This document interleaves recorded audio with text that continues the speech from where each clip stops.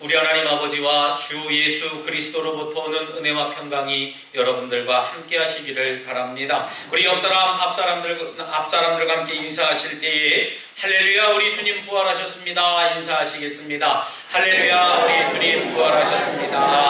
아멘. 우리 다시 한 번 더 인사 나누실 때에는 주님의 부활이 나의 부활입니다 인사하겠습니다. 주님의 부활이 나의 부활입니다. 아멘. 주님의 부활이 저와 여러분들의 귀한 고백의 부활이 될 줄 믿습니다. 우리 인류에게 아주 무서운 재앙으로 다가왔던 질병이 하나 있습니다. 지금도 굉장히 무서운 질병이라고 생각합니다만은 그 질병은 에이즈라고 하는 질병입니다. 이 병도 이제는 거의 완치는 아닙니다만은 약을 잘 사용하고 치료를 적절하게 받게 하면 생명을 연장하는 데는 아주 무리가 없을 정도로 이 과학과 의료의 기술이 발전되었습니다. 뿐만 아니라 우리 한국의 많은 사람들의 죽음을 이룬다고 하는 이 암이라고 하는 병도요, 적절한 치료와 또 시기가 맞는다면 생존율이 굉장히 많이 발전했다 이야기합니다.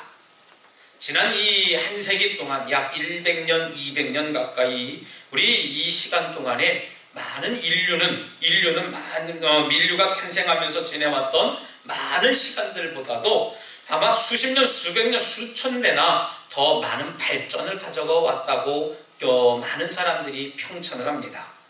걸어다니던 길을 이제는 서로 가득 메우게 되었습니다. 이 덕적 지역만 해도요 마찬가지예요. 아마 우리 장로님들이나 어른들 이야기를 들어보면 저 성황당 고개를 걸어가는 그 이야기를 들어보면 참 꿈만 같아요. 돌짝밭 같은 길을 어떻게 저렇게 참 말끔한 길을 내서 여기서 도배터까지 그냥 10분이면 아마 빠르게 가면 5분도 갈 수 있습니다만은 다른 길에 갈 수 있어요. 그때 당시에는 아마 여러분들 걸어가실 때에는 굉장히 1시간, 2시간을 아마 지체하고 걸어가지 않았을까 생각합니다. 또 새처럼 날고 싶은 그런 욕망 때문에 시작된 이 계획되었던 라이트 형제라고 하는 사람들은 이 라이트 형제를 통해서 비행기가 개발이 됐지 않습니까? 여러분 이 어마무시한 이 비행기가 하늘을 날아서 저 지구 반대편에 있다 할지라도 하루면은 지구 끝까지 가게 되는 시대가 왔습니다. 또한 지구를 넘어서 우주까지 갈 수 있고 또 달나라를 탐사하고 화성을 탐사한다고 우리 인류는 이야기하고 있습니다. 무슨 얘기냐면 아주 놀라운 과학의 발전으로 인해서 이 인류 문명은 또 다른 새로운 도약의 길을 열었다 말씀드릴 수 있습니다. 여러분 그렇지만 아무리 과학이 발전하고 의학기술이 발달한다 할지라도 우리 사람의 생명을 연장시킬 수는 있지만 죽음을 이길 수는 없다는 사실은 아주 자명한 사실입니다. 여러분 어느 종교에서도 부활을 이야기하지 않습니다. 왜냐하면 부활이라고 하는 것이 과학적으로 증명할 수 없고 또 그들 삶 가운데에서도 이 부활을 경험하지 못했기 때문에 부활에 대해서 이야기하지 못하는 것입니다. 윤리적이고 보편적인 종교 안에서는 이 부활은 어찌 보면 타부처럼 여겨져서 아주 금기되는 이야기, 그런 현상에 불과할 것입니다. 죽음을 이겨서 부활한다는 것은 아마 그들의 입장에서는 아마 불가능한 일이라고 생각되어지기 때문에 말도 안 되는 소리, 허황된 꿈, 아마 그런 것으로 여겨지지 않을까 생각이 들어요. 불교 안에서는 부활이 존재하지 않습니다. 단지 극락 정도로 가기 위해서 현재의 삶에 충실할 수 있는 기회를 갖자라고 생각합니다. 그래서 참선에 이르고 선행을 하고 참 마음을 비우자라고 이야기하고 도를 닦는 그런 종교입니다. 또한 이승에서의 업을 끊어서 해탈에 이르는 방법으로 고행을 통한 그 현실의 삶을 이야기하는 것이 고작 전부라고 하는 것이지요. 힌두교 역시 마찬가지입니다. 환생을 이야기하지만 부활은 이야기하지 못해요. 부활과 환생은 분명히 다른 문제입니다. 사람이 업보에 따라서 짐승으로 태어나기도 하고 다시금 어떤 사람으로 태어나기도 한다. 그런 설들을 가만히 들어보면 그럴 법하지만 저는 믿지는 않습니다. 여러분 부활은 죽었던 내 몸이 온전히 다시 살아나는 것이지만 환생은 몸이 다시 사는 것이 아니라 힌두교에서 말하는 말로 말한다면 정신과 혼이 다른 육체에 들어가는 것이라고 말하는 것이기 때문에 이미 부활과 환생은 전혀 다른 뜻으로 생각되어진 겁니다. 여러분, 지구에 살아가고 있는 사람들의 약 3분의 1이 믿는다라고 하는 이 이슬람교 역시 마찬가지예요. 이 이슬람교도요, 자기가 믿는 것이 하나님이라고 이야기를 해요. 가시라고 얘기를 합니다. 이들도 하나님을 경배하고 찬양하고 기도하기도 합니다마는 예수 그리스도의 부활을 믿지 못하고 있습니다. 예수의 역사적인 죽음을 인정하기는 합니다마는 우리 예수님께서 부활하신 그 부활의 첫 열매가 되었다는 사실을 여전히 믿지 않는 것은 여러분들도 아마 아시리라 생각이 들어요. 하지만 유독 기독교에서만은 어떻게 합니까? 이 부활을 역시 강조합니다. 그리고 실제로 부활의 첫 열매가 되신 우리 예수님을 통해서도 예수님을 통해서 우리도 부활의 두 번째 열매, 세 번째 열매가 될 수 있다고 이야기를 하고 있는 겁니다. 오늘은 우리 기독교 역사에서 가장 큰 절기라고 말할 수 있는 부활절, 부활주일입니다. 아마 캐톨릭에서도 마찬가지이고 아마 전 세계가 오늘 이날 부활하신 예수님을 기념하면서 모든 교회들이 하나님을 찬송하고 기념하고 예배하고 있을 겁니다. 여러분, 이런 부활절날 과연 부활은 진정한 사실일까? 여러분, 한번 우리가 진지한 물음 속에서 이 한 시간 함께 은혜를 나눠보려고 합니다. 14세기의 저 서양 문명에서는 계몽 사상으로 발전을 해서 이제 16세기 이르러서 종교개혁과 아울러 르네상스라고 하는 문예부흥 운동이 일어납니다. 조금 어려운 이야기 같습니다만은 여러분 들어보면 다 그 이야기를 아실 거예요. 르네상스라고 하는 그 문예부흥은 이성적인 차원에서 모든 판단하고 분별하려고 하는 운동이었었어요. 이성적인 것에서 판단하고 이성적인 면에서 분별하려고 하는 것이 르네상스 운동이라고 하는 겁니다. 문예부흥이라고 하는 거예요. 그러니까 깨어났다라고 하는 것이죠. 여러분, 계몽이라고 하는 게 뭡니까? 이 계몽이라고 하는 말은 꿈속에서 깨어난다, 깨어나게 한다라고 하는 그런 뜻을 담기고 있습니다. 여러분, 이전에 우리가 종교적인 가치관에서 벗어나서 이성적으로 아주 합리적으로 판단할 수 있는 일만 믿어야 한다는 운동이기도 합니다. 여러분, 이러한 사상은 먼 훗날 이제 합리론을 만들게 되어져서 합리적인 사고를 갖게 되어져요. 여러분, 이런 합리적인 사상은 지금까지 이 세상을 지배하고 있는 사상이기도 합니다. 정반합이라고 하는 그 이론을 만들어내면서 이들의 이야기, 이들이 말하는 그 구술적인 그 관심들이 우리들의 사고를 지배하고 있다고 말씀드릴 수 있습니다. 학교에서 공부하고 있는 이들은 이 합리적인 생각 속에서 의식적이든 무의식적이든 영향을 받아서 매사에 합리적인 사고를, 합리적이고 이성적인 판단을 하게 만들기도 합니다. 그렇기 때문에 이런 이성적인 판단 속에서 길들여진 저와 여러분들은 어찌 보면 이 비합리적이고 또 어찌 보면 신비스러운 이 종교적인 이야기들을 들을 때마다 믿을 수 없는 이들도 있게 되는 겁니다. 오늘 우리가 이야기할 이 부활 역시 어찌 보면 합리적이고 이성적인 사고를 하는 이들에게는 믿기 어려운 이야기가 될 수도 있어요. 아마 여러분들 부활을 믿습니까? 하면 입술로는 믿습니다만은 내 마음속으로는 의심하는 이들도 더러 계시리라 저는 생각이 듭니다. 그렇기 때문에 우리 신앙을 소유하고는 있지만 합리적인 이성적인 사고를 하고 있는 사람들 중에 부활을 이해하는 방법이 우리와 사뭇 다를 수도 있다는 것을 인정할 수 있어야 됩니다. 아니, 부활을 이해하기보다는 부활이라고 하는 말이 나올 수밖에 없었던 이유에 관해서 저와 여러분들이 자꾸 관심을 가져야 됩니다. 여러분, 믿지 않는 이들의 입장에서는 부활이란 있을 수 없는 일이에요. 아마 믿지 않는 이들에게 예수님 부활하셨어요, 예수님이 죽으셨다가 3일 만에 살아나셨습니다, 그렇게 얘기를 하면 그래요? 어느 동화책에서 이야기하는군요, 어느 전설에서 이야기하는군요, 그렇게 얘기하실 줄 압니다. 아마 믿지 못할 이야기예요. 여러분, 그런 일이기 때문에 이 부활이라고 하는 것은 단지 우리 지도자를 잃어버린 공동체 속에서 나온 신앙의 고백이라고 이해할 수 있을지도 모릅니다. 물론 이렇게라도 이해하고 신앙을 갖는다라고 하면 다행이기도 합니다. 여러분, 하지만 이런 진정한 의미에서 신앙인이라고 우리가 말할 수는 없다는 것이죠. 제가 언젠가도 여러분들에게 말씀 가운데 함께 말씀을 나눠드린 것이 있기도 합니다만은, 여러분, 종교인하고 종교활동하고 우리 신앙생활을 하고 다른 문제라는 겁니다. 그냥 교회만 왔다 갔다 하면은요, 그냥 신앙을 가지고 있는 것이다, 그냥 종교생활을 하고 있는 것이다 라고 하는 거예요. 우리 군 복무 중에서는 많은 우리 사병들을 인도해야 되기 때문에 훈련소든 군대에서든 이 병사들에게 1인 1종교 갖기를 하게 합니다. 그래서 주일날 오전 되면 종교활동 시간 그렇게 두어줍니다. 신앙 시간 아니에요. 종교활동을 가지라 라고 하는 겁니다. 종교활동 가운데 믿음을 가진 이들은 믿음으로 신실하게 가지만, 그렇지 못한 이들은 그냥 종교활동하러 왔다 갔다 하는 모습입니다. 여러분, 우리의 부활의 신앙도 저는 마찬가지라고 생각이 들어요. 부활을 잘 믿고 부활의 사고를 내 마음속에 모시고 살아간다라고 하면 우리는 종교활동을 하는 것이 아니라 신앙을 가지고 있다라고 하는 것이죠.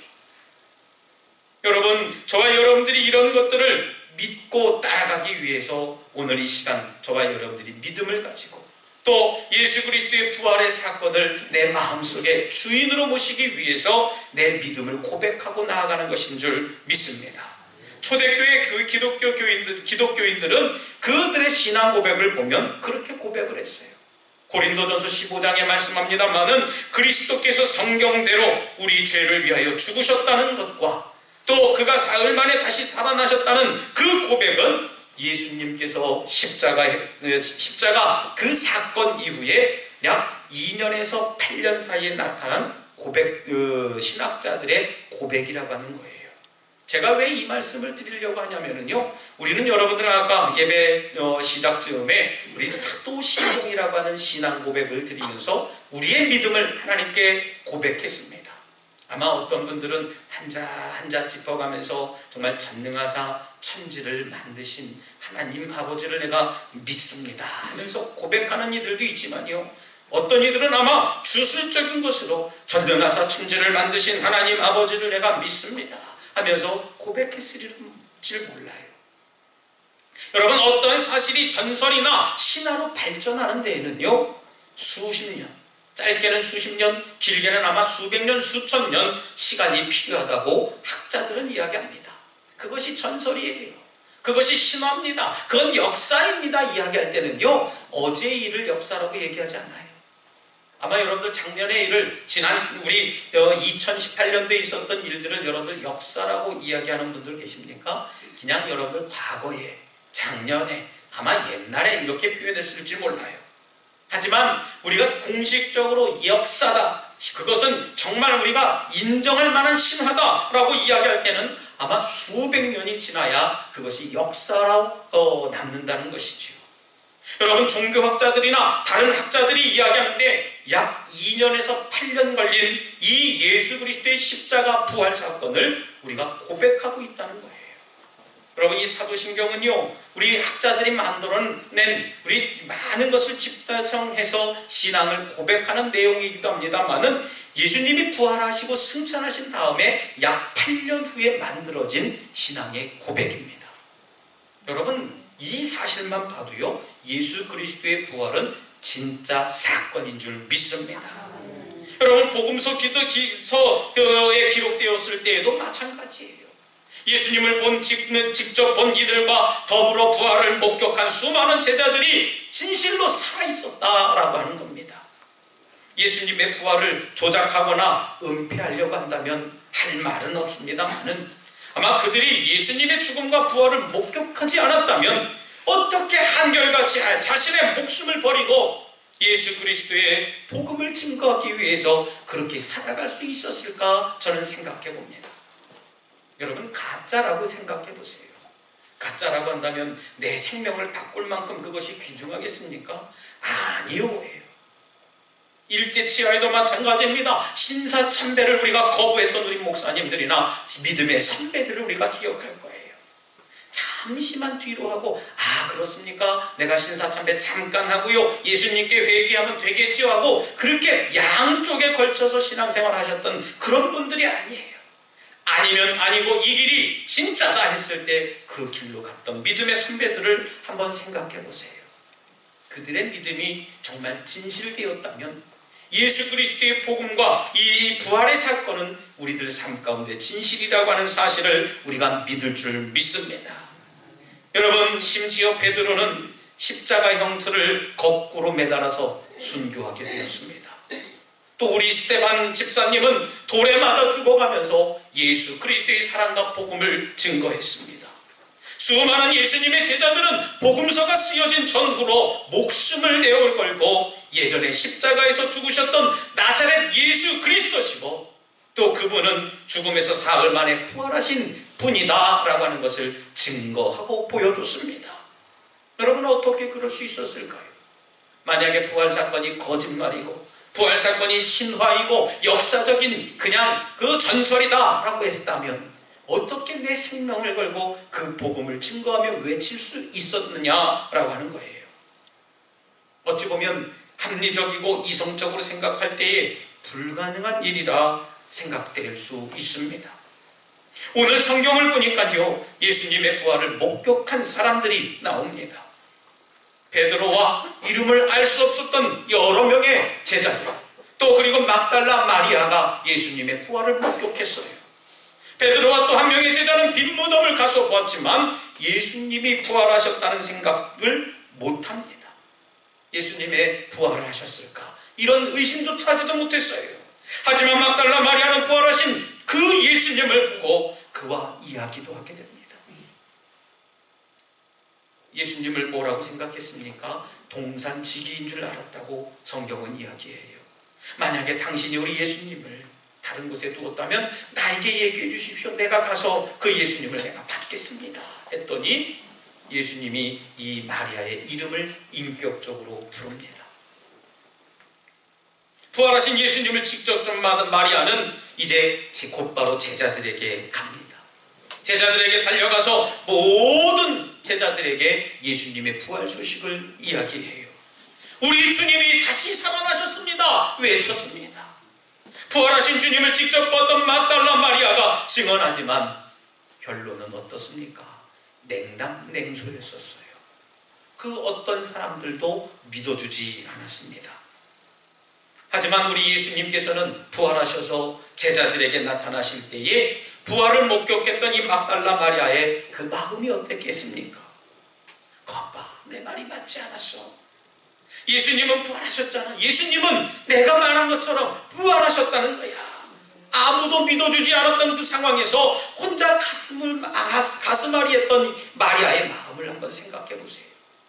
여러분, 내가 진실을 외쳤을 때 누구도 내 말을 믿어주지 않는다면 굉장히 답답해요. 상대방이 믿어주지 않고 상대방이 들어주지 않는다면 굉장히 마음이 부글부글 끓는 것은 아니지만 마음이 굉장히 분주해지기 시작합니다. 아무도 지금 나의 상황을 이해하진 않지만 가슴 벅찬 가슴 속에서 여러분은 감흥이 있고, 또 지금도 하늘을 바라보는 이들에게 부활의 사건이 내 삶으로 다가오고 내 삶의 이유가 될 때에 그 감격은 이루 말할 수 없었다는 것이죠. 여러분, 부활은 이성적으로 이해되지 못하는 것이 아닙니다. 합리적으로 이성되게 증명해 보이지 못하는 것이 아니라는 것이죠. 왜요? 우리의 믿음이기 때문에 그렇습니다. 오늘 부활절을 맞이하면서 우리가 가져야 할 것은 믿음보다도 실제로 향한 마음인 줄 믿습니다. 믿음을 갖는 것도 중요하지만 우리들의 마음속에, 우리들의 삶 속에 이 부활을 증명해 보이고 이 부활의 사건을 나타내는 그런 믿음의 삶이 필요할 줄 믿습니다. 여러분, 입술 법한 그런 사건을 믿는 것은 믿음이 아니에요. 그건 그냥 있는 것 믿는 게 뭘 믿는 겁니까? 여러분, 있을 사건, 반드시 있었던 사건을 믿는 자세가 우리들 삶 가운데 필요하다는 것이지요. 그것이 부활이고 그것이 예수님의 실제의 모습이라는 사실을 여러분들 잊지 마시기를 바랍니다. 사랑하는 우리 독수가족 여러분, 수많은 우리 믿음의 선배들이 막연한 믿음과 조작된 사건들을 통해서 자신의 삶을 바치고 목숨을 바쳤다고 말하면 그것만큼 허탄한 일이 없을 거예요. 무의미한 일입니다. 하지만 우리의 신앙의 선배들은 주님의 부활을 직접 목격하고 봤습니다.